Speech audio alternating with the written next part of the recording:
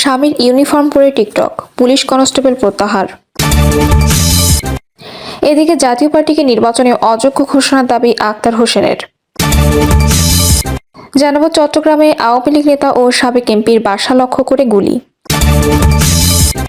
এবং সর্বশেষ জানাবো মেজর হাফিজের দ্বিগুণ তার স্ত্রীর সম্পদ। দর্শক শুনছিলেন সংবাদ শিরোনাম, এবার জানিয়ে দিব বিস্তারিত সংবাদ। তবে তার আগে অনুরোধ থাকবে ভিডিওতে একটি লাইক দিন এবং ভিডিও সম্পর্কে আপনাদের গুরুত্বপূর্ণ মতামত কমেন্ট করে জানিয়ে দিন। স্বামীর ইউনিফর্ম পরে টিকটক, পুলিশ কনস্টেবল প্রত্যাহার। স্বামীর পুলিশের ইউনিফর্ম পরে টিকটকে ভিডিও প্রকাশের ঘটনায় রাজশাহী মহানগর পুলিশের কাশিয়াডাঙ্গা থানার কনস্টেবল মোহাম্মদ সাইফুজ্জামান প্রত্যাহার করা হয়েছে। RMP commissioner doctor Mohammad Zillur রহমানের আদেশে তাকে থানা থেকে প্রত্যাহার করে পুলিশ লাইনে সংযুক্ত করা হয়। কাশিয়াডাঙ্গা থানার ভারপ্রাপ্ত কর্মকর্তা ফরহাদ আলী বিষয়টি নিশ্চিত করেছেন। তিনি জানান, সীমা খাতুন নামের ওই নারীর পৈতৃক বাড়ি কুষ্টিয়ার মিরপুরে। তিনি দীর্ঘদিন ধরে স্বামীর পুলিশের পোশাক পরে ভিডিও ধারণ করে নিয়মিত টিকটকে প্রকাশ করে আসছিলেন। ওসি আরও জানান, প্রথম স্ত্রীর সঙ্গে বিবাহ বিচ্ছেদের পর সাইফুজ্জামান ওই নারীকে দ্বিতীয়বার বিয়ে করেন। তবে তখনও পর্যন্ত তাদের কাবিননামার কাগজপত্র পাওয়া যায়নি। তবে সীমা খাতুন পুলিশের পোশাক পরে টিকটকে ভিডিও দিয়েছেন, এই বিষয়টি সত্য বলে নিশ্চিত হওয়া গেছে। ঘটনাটি ঊর্ধ্বতন কর্তৃপক্ষকে অবহিত করার পর তাৎক্ষণিকভাবে সাইফুজ্জামানকে থানা থেকে প্রত্যাহার করা হয়। পরে রাতেই তিনি থানা ত্যাগ করে পুলিশ লাইনে যোগ দেন। আর এমপির মুখপাত্র গাজীউর রহমান বলেন, পুলিশের পোশাক কোনো অবস্থাতেই অন্য কেউ পরিধান করতে পারে না। এটি একটি ফৌজদারি অপরাধ। অভিযোগের প্রাথমিক সত্যতা পাওয়ায় সংশ্লিষ্ট কনস্টেবলকে প্রত্যাহার করা হয়েছে। তদন্ত শেষে তার বিরুদ্ধে বিভাগীয় ব্যবস্থা নেওয়া হবে। জাতীয় পার্টিকে নির্বাচনে অযোগ্য ঘোষণার দাবি আক্তার হোসেনের। জাতীয় পার্টিকে ফ্যাসিবাদের দোষর আখ্যা দিয়ে আগামী নির্বাচনে অযোগ্য হিসেবে ঘোষণার দাবি জানিয়েছেন জাতীয় নাগরিক পার্টি সদস্য সচিব Akter Hossain.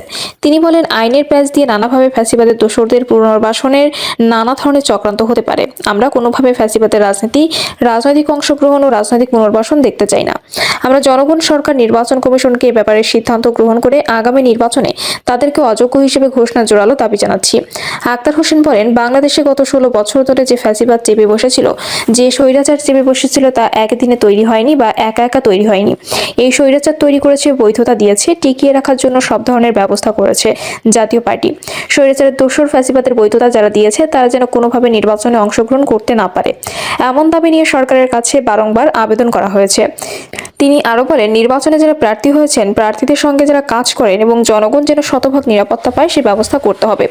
Level playing field নিশ্চিত করতে হবে। বিগত সময়ে নির্বাচনী মাঠও বড় অসমতল দেখেছি, এবার আমরা তাই দেখছি। অনেকে অর্থের ছড়াছড়ি করে নির্বাচন পাড়ি দিতে চান, অনেকে পেশি শক্তির জোর দেখিয়ে নির্বাচন পাড়ি দিতে চান। অর্থের জোর, পেশি শক্তির জোর বা প্রশাসনের ভিতরে থেকে নির্বাচনকে প্রভাবিত করার যে ব্যবস্থা রয়েছে, তার বিরুদ্ধে নির্বাচন কমিশনকে শক্ত ব্যবস্থা নেওয়ার আহ্বান জানাই।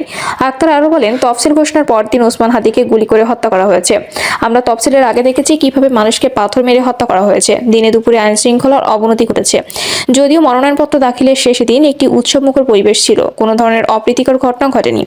তিনি বলেন, আমরা আশঙ্কা জায়গা থেকে বলছি, 24-এর অভ্যুত্থানে যারা জনগণের ওপর গুলিবর্ষণ করেছে, মানুষকে পিটিয়ে মেরেছে, তারা এখনো ঘাপটি মেরে রয়েছে। সরকার এখনো পর্যন্ত তাদের গ্রেপ্তার করতে পারেনি, বিচারের আওতায় আনতে পারেনি। তাই ওসমান হাদির মতো পরিণতি হওয়ার আশঙ্কা বিরাজমান রয়েছে।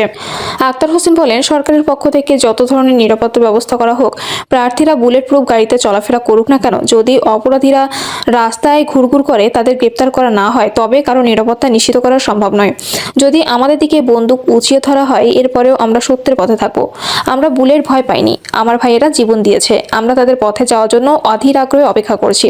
তবে সরকারের দায়িত্ব জনগণের নিরাপত্তা নিশ্চিত করা। জামায়াত ইসলামের সঙ্গে জোট প্রসঙ্গে তিনি বলেন, সংস্কার বাস্তবায়ন, গণহত্যার বিচারকে দৃশ্যমান করা এবং দুর্নীতিমুক্ত, আধিপত্যবাদ মুক্ত দেশ গড়ার স্বার্থে 8 দলীয় জোট একত্রে নির্বাচন করার সিদ্ধান্ত নিয়েছে। আমরা সেই কার্যক্রমে অন্তর্ভুক্ত হয়ে নির্বাচনী বৈতরণী পাড়ি দিতে চাই। এমন অবস্থায় এনসিপি ও জামাতের মধ্যে আসন বিন্যাস নিয়ে আলোচনা চলমান রয়েছে। অল্প সময়ের মধ্যে প্রার্থীদের আসন নির্ধারণ চূড়ান্ত করা হবে। চট্টগ্রামে আওয়ামী লীগ নেতা ও সাবেক এমপির বাসা লক্ষ্য করে গুলি। চট্টগ্রাম নগরের চকবাজার থানা এলাকায় আওয়ামী লীগের নেতা ও সাবেক সংসদ সদস্য মুজিবুর রহমানের বাসা লক্ষ্য করে গুলি করেছে দুর্বৃত্তরা। শুক্রবার ভোরে থানার চন্দনপুরা এলাকায় এই ঘটনা ঘটে। গুলির সময় মুজিবুর রহমান এবং তার পরিবারের সদস্যরা বাসায় ছিলেন, তবে তাদের কেউ এই ঘটনায় হতাহত হননি। মুজিবুর রহমান দক্ষিণ জেলা আওয়ামী লীগের সহসভাপতি ছিলেন। দ্বাদশ জাতীয় সংসদ নির্বাচন চট্টগ্রাম 16 আসনে তিনি আওয়ামী লীগের মনোনয়ন প্রত্যাশী ছিলেন, তবে দলের মনোনয়ন না পেয়ে তিনি বিদ্রোহী হিসেবে নির্বাচন করে বিজয়ী হয়েছিলেন। পুলিশ জানায়, সম্প্রতি মুজিবুর রহমানের কাছে সংযুক্ত আরব আমিরাতের একটি নম্বর থেকে একজন ফোন করে চাঁদা দাবি করেছে। তবে বিষয়টি কাউকে জানাননি তিনি। ধারণা করা হচ্ছে চট্টগ্রামের শীর্ষ সন্ত্রাসী বড় সাজ্জাদের অনুসারীরা এই ঘটনা ঘটিয়েছে। চট্টগ্রাম মেট্রোপলিটন পুলিশ দক্ষিণ জোনের উপকমিশনার হুসাইন কবির ভুইয়া বলেন, একটি মাইক্রোবাসে 8 জন মুখোশধারী এসেছিল। এরপর পিস্তল উঁচিয়ে কয়েক রাউন্ড ফায়ার করে চলে যায়। চাঁদার জন্য ভয় দেখতেই বাড়ির সামনে ও পেছনে গুলি করা হয়েছে। তিনি বিষয়টি কাউকে জানাননি। আমরা ধারণা করছি মুখোশধারীরা সবাই বড় সাজ্জাদের অনুসারী। আমরা ঘটনার সিসি ক্যামেরার ফুটেজ সংগ্রহ করেছি। চট্টগ্রামে আলোচিত 8 মার্ডার মামলার আসামি সাজ্জাদ আলী বর্তমানে বিদেশে অবস্থান করছেন। 5ই আগস্ট সরকার পতনের পর আবার বেপরোয়া হয়ে ওঠেন তিনি। বর্তমানে তার বাহিনী দিয়ে নিয়ন্ত্রণ করছেন চট্টগ্রামের অপরাধ জগৎ। মেজর হাফিজের দ্বিগুণ তার স্ত্রীর সম্পদ। ভোলা 3 আসনে বিএনপি প্রার্থী মেজর হাফিজ উদ্দিন আহমদ বীর বিক্রমের চেয়ে তার স্ত্রী দিলারা হাফিজের সম্পদের পরিমাণ দ্বিগুণ। নির্বাচনী মনোনয়নপত্রের সঙ্গে দেওয়া হলফনামায় এ তথ্য জানা গেছে। বিএনপির স্থায়ী কমিটির সদস্য ও সাবেক 6 বারের এমপি এবং গুরুত্বপূর্ণ একাধিক মন্ত্রণালয়ের মন্ত্রী থাকা মেজর হাফিজের মোট 1,09,77,670 টাকার সম্পদ রয়েছে। বিদেশে কোনো সম্পদ নেই তার। অন্যদিকে তার সঙ্গী সাবেক শিক্ষক ও অবসরপ্রাপ্ত সরকারি কর্মকর্তা দিলারা হাফিজের সম্পদের পরিমাণ 2,58,61,151 টাকা। দিলারা হাফিজের নগদ টাকা রয়েছে 5,84,151 টাকা। শেয়ার ক্রয় আছে 3,77,000 টাকা। সঞ্চয়পত্র আছে 1 কোটি টাকার এবং উত্তরাধিকার সূত্রে প্রাপ্ত সম্পত্তি আছে 1,49,00,000 টাকা। ত্রয়োদশ জাতীয় সংসদ নির্বাচনে ধানের শীষ প্রতীকের প্রার্থী হিসেবে মনোনয়নপত্র দাখিল করেছেন মেজর হাফিজ উদ্দিন আহমেদ বীর বিক্রম। হলফনামায় তিনি উল্লেখ করেন, ঢাকার বনানীতে তার 5 তলা ভবনের মূল্য 80,06,089 টাকা। যানবাহনের মূল্য 26 লাখ টাকা। সোনা রয়েছে মাত্র 60,000 টাকার এবং ইলেকট্রনিক্স পণ্য আছে 40,000 টাকার। কোনো ব্যাংকে ঋণ নেই তার এবং স্ত্রীরও। বাৎসরিক আয় 16,58,574 টাকা এবং ব্যয় 7,50,000 টাকা। স্ত্রীর নামে জমি আছে 2,75,000 টাকার। তিনি স্থাবর সম্পত্তি থেকে বার্ষিক আয় করেন 13,91,574 টাকা। খেতাবপ্রাপ্ত মুক্তিযোদ্ধা ভাতা থেকে পান বার্ষিক 2,67,000 টাকা। চলতি অর্থবছরে তিনি আয়কর দিয়েছেন 1,27,747 টাকা। স্ত্রী দিলারা হাফিজ আয়কর দিয়েছেন 2,96,254 টাকা। দুই ছেলের মধ্যে শাহরুখ হাফিজ আয়কর দিয়েছেন 1,22,375 টাকা। তাহারাত হাফিজ আয়কর দিয়েছে 98,425 টাকা। একমাত্র কন্যা শামামা শাহরিন হাফিজ আয়কর মুক্ত।